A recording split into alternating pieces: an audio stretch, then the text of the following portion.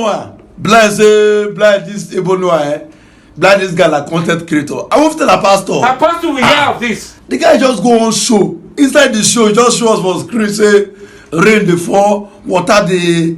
I call the answer wait to another place where they dey. Now be the ark. You get win. I call them the fear whether we don't miss the ark.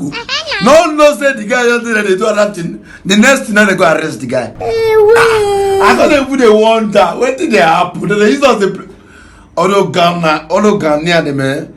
When they use our brain because no, Jesus Christ and God knock off for the village. When they use us the play, we should be order to tell us say 25th Christmas Day. Now we cannot do anything now. Look at this. Watching night they now start the trekking now. Not be juju be that. Before I reach Ghana. I reach Ghana on Christmas Day morning. We don't reach the ark now. See that another 3 people will see now.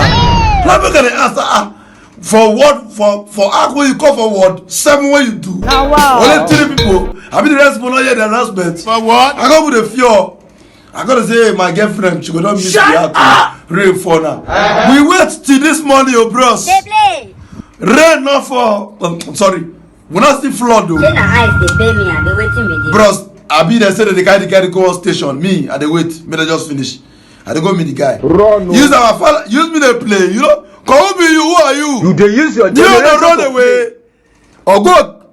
A life for you. All these people they just use the play. 70 years old. Watch you. After this one, another one will come again. No, say na 2 now. One come say 2 days die. World won't end. But then we get the bear like on my outside room. That one come out. Ebo no.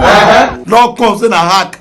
More wait for the next person to come. Cut the video when I'm not the best. No.